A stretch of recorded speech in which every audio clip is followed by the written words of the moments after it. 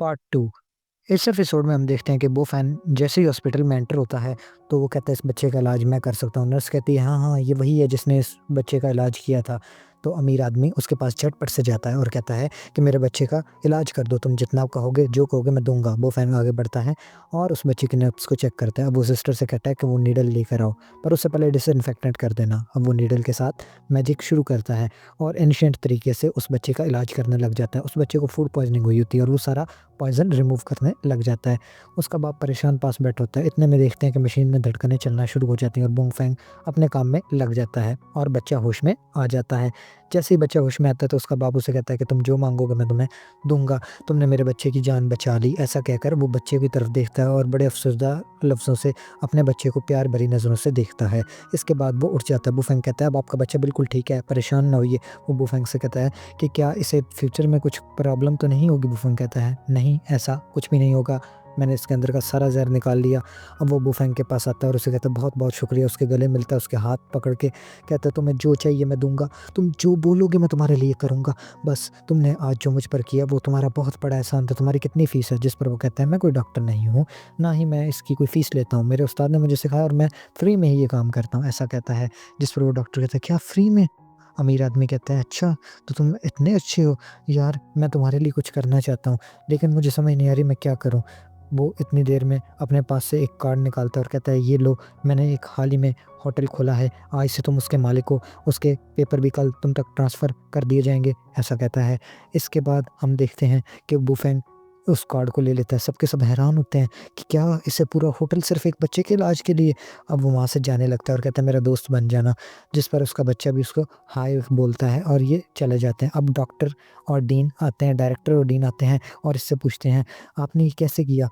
आप कौन हैं? और भी बच्चे हैं जो हॉस्पिटल इमरजेंसी में इस मर्ज़ से जूझ रहे हैं। इसके बाद ये कहता है मैं उनका इलाज करूँगा और कहकर ये हॉस्पिटल इमरजेंसी में चले जाते हैं।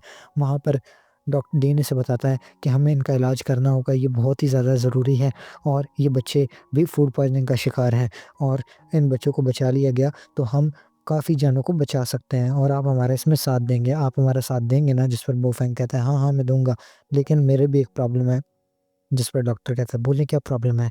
इस पर ये कहता है कि मेरी माँ का हार्ट का ऑपरेशन किया गया, हालाँकि उनके ब्रेन में मसला था और जो आपके डॉक्टर की बेवकूफ़ी है। जिस पर डॉक्टर बोलता है हाँ, ये मेरी बेवकूफ़ी है और मैं इतना ज़्यादा बिल दे दिया। जिस पर डीन और डायरेक्टर उससे भड़कने लगते हैं कि क्या तुम हमारे हॉस्पिटल में ये सब कर रहे हो? जिस पर डॉक्टर कहता है नहीं, नहीं मुझे बोलने तो दें। जिस पर ये उसे बोलने का मौका नहीं देते और ये उसे फ़ौरन ही काम से निकल जाने को बोलते हैं। जाओ तुम निकल जाओ, तुम्हारी हमें कोई ज़रूरत नहीं है, ऐसा कहते हैं।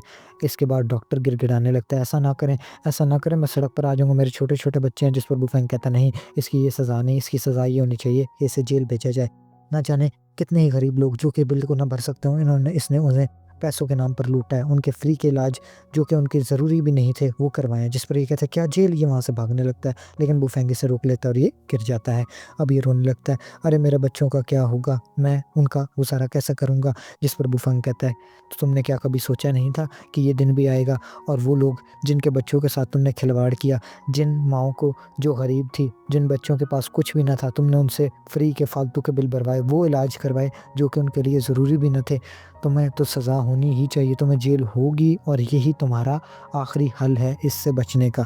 इस पर डीन और डॉक्टर से कहते हैं कि हम आपको नौकरी ऑफ़र करना चाहते हैं, आप आएँ हमारे। और आपके टीचर कौन है? इस पर वो कहते हैं कि मैंने कोई मेडिसिन नहीं पढ़ी, ना ही मैं कोई डॉक्टर हूँ, मेरा टीचर एक एनिशिएंट था और मैं एक एनिशिएंट मेडिसिन की टेक्निक के ऊपर काम कर रहा हूँ।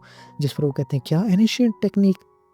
जी हाँ, एक मेरे टीचर हैं, उन्होंने मुझे सिखाया और बाय द वे मैं अभी अपनी माँ के साथ आया हूँ और कुछ देर में यहाँ से निकल जाऊँगा। अभी मुझे इसकी ज़रूरत नहीं, बाद में सोचेंगे। इस पर डॉक्टर और डीन कहते हैं, हाँ, ज़रूर सोचिएगा, हमें भी इस टेक्निक के बारे में जानना है और इससे कितने अच्छे से और कितना बेहतर इलाज हो सकता है, वो भी बिना मेडिसिन के।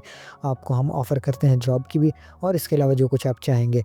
इतने में वो इस कहता है कि मैं इसके बारे में ज़रूर सोचूँगा और आपके मशवरे पर ज़रूर अमल करूँगा, लेकिन अभी मुझे अपनी माँ के साथ निकलना होगा। ऐसा कहता है। इतने में हम देखते हैं कि उसकी माँ भी वहाँ से होटल की तरफ आना शुरू हो जाती है।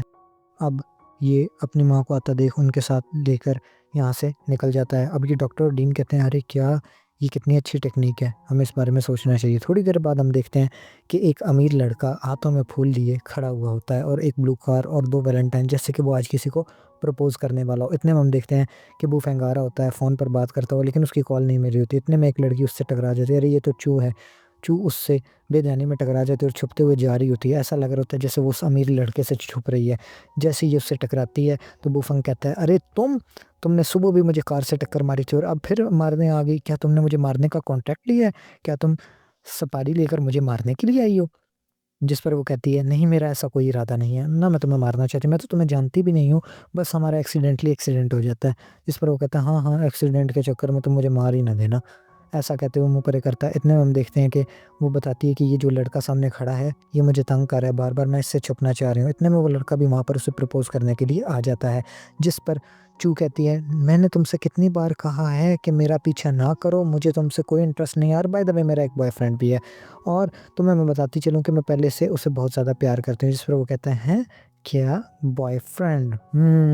जहाँ तक मैं जानता हूँ तुम्हारा कोई बॉयफ्रेंड नहीं है और मुझे ना ऐसा समझाओ। जिस पर वो कहती है, ये देखो ये है मेरा बॉयफ्रेंड, देखो कितना हैंडसम, कितना क्यूट और मैं इससे बहुत प्यार करती हूँ और ये भी मुझसे बहुत प्यार करता है।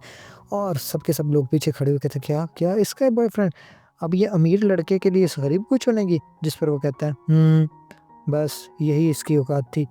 और ये थोड़ा-सा सोच में पड़ जाता है। फिर ये बोलता है, मुझे पता है ये तुम्हारा बॉयफ्रेंड नहीं है और तुम मुझे नाटक कर रही हो और इस जैसा छपरी बॉयफ्रेंड हो भी नहीं सकता। जिस पर वो थोड़ा-सा बुफेंग को गुस्सा आने लगता है, लेकिन बुफेंग कंट्रोल करता है और कहता है कि हाँ, मैं ही इसका बॉयफ्रेंड हूँ, तुम्हें इससे दूर रहना चाहिए और ये मेरी है, मेरी बनती है, इससे दूर रहो। ऐसा कहता है, जिस पर अमीर आदमी कहता है, अच्छा ये तुम्हारी बंदी है क्या? तुम इसके बॉयफ्रेंड बनने के लायक हो? जिस पर आस-पास के लोग भी उसे गौर से देख रहे होते हैं। मैं इसके लिए ब्लू कार लाया हूँ, मैं इसे ये कार दे सकता हूँ, मैं इसे इतने प्यारे रोज़ेज़ दे सकता हूँ, तुम इसे क्या दे सकते हो? जिस पर वो कहता है, क्या तुमने इसे गोल्ड डिगर समझा है कि तुम्हारे पैसे और कार के लिए ये तुम्हारे साथ चल दे? अरे! इसे तो जज़्बात चाहिए, प्यार चाहिए। जिस पर वो कहता है, मैं मुझे माफ़ कर दो, ये मेरी तरफ से इसे दे दो फूल, ये इसे गिफ्ट के तौर पर कबूल कर ले, मैं बस इतना ही चाहता हूँ, ऐसा कह देता है। जिस पर थोड़ा-सा वो इमोशनल हो जाती है और ये कार आस-पास के लोग भी कहते हैं, देखो यार वो कितना अच्छा, वो तो तुम्हारे लिए कार भी लाया है। जिस पर फिर बाद में हमें पता चलता है कि ये इसी के आदमी हैं जो कि उसे फ़ोर्स कर रहे होते हैं कि तुम किसी तरीके मान जाओ और ये उसे प्रपोज़ कर देता है। अब थोड़ी-सी भावुक हो जाती है चू भी और वो इसका प्रपोज़ल एक्सेप्ट करने ही वाली होती है। वो तो उसकी आँखें पशेमानगी से भर जाती हैं। वो थोड़ा-सा करीब जाती है, लेकिन इतने में बुफेंग हँसने लगता है। सारा माहौल चेंज हो जाता है। बुफेंग कहता है, क्या तुम अगर इतनी इसकी परवाह करते होते तो जब सुबह इसे टक्कर लगी थी तो इसे हॉस्पिटल में देखने आते, ना कि इसके लिए नई कार गिफ्ट लेकर आते। जिस पर इसे भी गुस्सा आ जाता है और ये कहती है, हाँ, तुम मुझे देखने तो हॉस्पिटल में आए नहीं और अब बात कर रहे हो कि तुम्हें मेरी परवाह है, तुम्हें मेरी ज़रा भी परवाह नहीं है। ऐसा कहती है। अब ये अपनी पावर्स का इस्तेमाल करते हुए देखता है कि उसकी जेब में एक रुमाल होता है। ये रुमाल एक वेश्या का होता है। इसका मतलब ये कि एक क्लब में गया था और किसी वेश्या के साथ इसने रात गुज़ारी। अब वो सब लोगों को वो रुमाल दिखाता है। जिस पर अमीर लड़का कहता है, ओह! मुझे याद आया, मेरा ये सूट तो मेरा दोस्त माँग के लेके गया था, हो सकता है उसने डाला हो। जिस पर ये थोड़ी-सी शक में पड़ जाती है और कहती है, हाँ, हो सकता है। और ये बड़ा पशेमा होकर, सर झुकाकर सबको सफाइयाँ देने लगता है। थोड़ी देर बाद फिर लड़का अपनी पावर का इस्तेमाल करता है और देखता है कि उसकी जेब में एक टैबलेट्स की गोलियाँ की डब्बी होती है। वो कहता है, ये ताकत की गोलियाँ? अब ये भी बता दो, ये तो उन लोगों को चाहिए होती है जो गलत काम करते हैं। क्या तुम बूढ़े हो या ये भी तुम्हारे दोस्त की हैं? क्या हर चीज़ ही तुम्हारे दोस्त की है? क्या तुम सूट चेक करके नहीं पहनते? ऐसा कहता है, जिसके बाद सब के सब लोग परेशान हो जाते हैं और लड़की भी उसके मुँह पर डब्बी देकर मारती है और वहाँ से जाने लगती है और उस पर बहुत ज़्यादा गुस्सा होती है। कहती है कि आइंदा के बाद मेरे पीछे मत आना तुम, यू सिली फूल। इसके बाद वो थोड़ा-सा परेशान होता है और कहता है, इसका कुछ न कुछ तो करना ही पड़ेगा, ऐसा कहता है। और इसके बाद हम देखते हैं कि इनकी आपस में लड़ाई होने लगती है, लेकिन वू-फेंग उसे एक लात मारकर गाड़ी की तरफ फेंक देता है और वहाँ से चला जाता है। लड़की भी उसके पीछे-पीछे जाती है और वू-फेंग से कहती है, बहुत-बहुत शुक्रिया, तुमने मेरी जान बचा ली। मैं तुम्हें रात में कॉल करूँगी। मेरे पास तुम्हारा नंबर तो है ही, मैं तुम्हें फिर बाद में कॉल करूँगी, ऐसा कहती है। लेकिन इसके बाद वो अपने आप को छुपा लेती है, कहती है, क्या तुम मुझे भी बिना कपड़ों के अंदर देख सकते हो? तो तुम तो मुझे भी देखते होगे। जिसके बाद वू-फेंग कहता है, नहीं, मैं कपड़ों के अंदर नहीं देख सकता। मैं एक डॉक्टर हूँ और मुझे शरीर में होने वाले बदलाव का पता चल जाता है। ऐसा कहकर वहाँ से जाने लगता है, जिस पर वो कहती है, अच्छा, अच्छा, अच्छा, चलो ठीक है, मैं तुम्हें रात को कॉल करूँगी, मेरी कॉल का वेट करना, ऐसा कहती है। और वू-फेंग वहाँ से जाने लगता है। ये भी उसे बाय-बाय कर रही होती है और वू-फेंग भी पीछे से हाथ हिला देता है। वू-फेंग केमिस्ट की दुकान में जाता है, उसे एक पर्ची देता है और कहता है, ये सारी दवाइयाँ निकाल दो। वो हर्ब पढ़ता है और सारी दवाइयों को एक बार गौर से देखता है और आहिस्ता-आहिस्ता उसके सामने निकाल कर ढेर लगा देता है और बोलता है आपका बिल हो गया सवा 2 लाख रुपए। जिसके बाद वो कहते हैं, "हैं! इतना बिल? इतनी महँगी दवाइयाँ? सॉरी दोस्त मेरे पास तो इतने पैसे नहीं हैं। आई थिंक सो मैं इन्हें अभी नहीं खरीद सकता।" जिस पर केमिस्ट कहता है, "अच्छा, मैं देखता हूँ ज़रा मुझे देखने दो। तुम ऐसा करो इनमें से आधी तो खरीद लो और मुझे अभी पहले तुमसे पैसों को पूछना चाहिए था, फिर निकालनी चाहिए थी दवाइयाँ। आधी मैं रख लेता हूँ, आधी तुम खरीद लो।" जिस पर वो कहता है, "यार मैंने आधी नहीं मुझे चाहिए, मुझे सारी ही चाहिए, आधी का मैं क्या करूँगा? और मुझे इतने पेमेंट आधी की भी मेरे पास पैसे नहीं है, बहुत महँगी दवाइयाँ हैं।" जिस पर केमिस्ट को थोड़ा-सा गुस्सा आता है और वो कहता है, "अच्छा, मैं तुम्हारे लिए एक काम कर सकता हूँ, वो दवाइयाँ जिनकी एक्सपायरी डेट नज़दीक है, तुम वो खरीद लो, वो ज़रा सस्ती होती हैं।" जिस पर वो कहता है, "नहीं, मुझे ऐसी दवाइयाँ नहीं चाहिए क्योंकि मुझे इसे लॉन्ग टर्म यूज़ करना है।" जिस पर केमिस्ट को उसकी बात सुनकर बहुत ही ज़्यादा गुस्सा आने लगता है और केमिस्ट कहता है, "क्या?" और बुफन कहता है, "हाँ।"